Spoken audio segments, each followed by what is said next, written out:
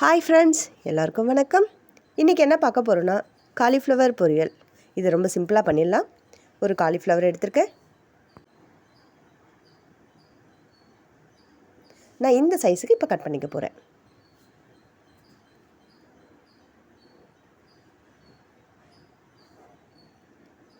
இப்போ இது எல்லாமே கட் பண்ணி ஒரு தண்ணியில் போட்டுக்கலாம். இதை கொஞ்சம் நல்லா நம்ம இந்த தண்ணியில் க்ளீன் பண்ணிவிட்டு இப்போ இதை நம்ம சுடுதண்ணியில் போட போகிறோம்.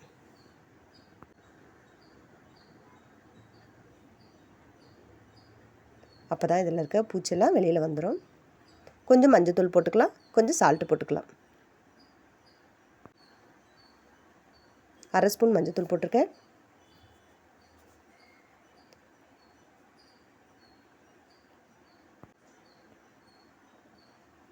இது ஒரு 2-3 நிமிஷம் கழித்து இதை எடுத்துகிட்டு இப்போ நான் இது மாதிரி ஃபில்டர் பண்ணி எடுத்து வச்சுருக்கேன். இப்போ ஒரு வானல் வச்சுக்கலாம். 2 ஸ்பூன் எண்ணெய் ஊற்றிக்கலாம்.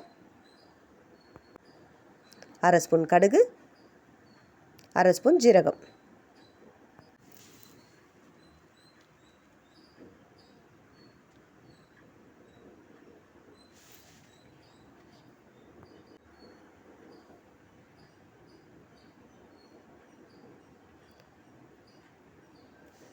கடுகு பொரிஞ்சிடுச்சு.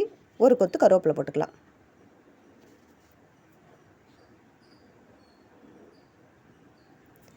நான் பாதி வெங்காயம் போட்டிருக்கேன்,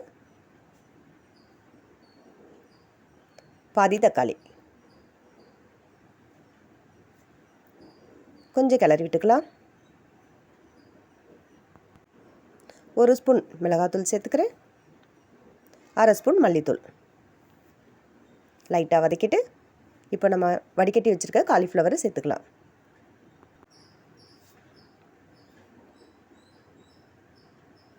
எல்லாத்தையும் சேர்த்து நல்லா கலந்து விட்டுக்கலாம். இப்போ நல்லா கலந்தாச்சு. தேவையான அளவுக்கு உப்பு போட்டுக்கலாம். நம்ம ஃபஸ்ட்டே உப்பு போட்டிருக்கோம், இருந்தாலும் பார்த்துட்டு உப்பு போட்டுக்கலாம். 1/2 கப் அளவுக்கு தண்ணி சேர்த்துக்கலாம். அவ்வளோதாங்க. இதை நல்லா கிளறி விட்டு ஒரு 5 நிமிஷம் வரைக்கும் மூடி வைக்கலாம்.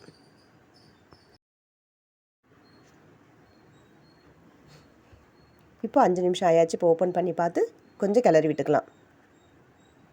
இன்னும் கொஞ்சம் ட்ரை ஆகணும். இப்போ மறுபடியும் மூடி வச்சுக்கலாம்.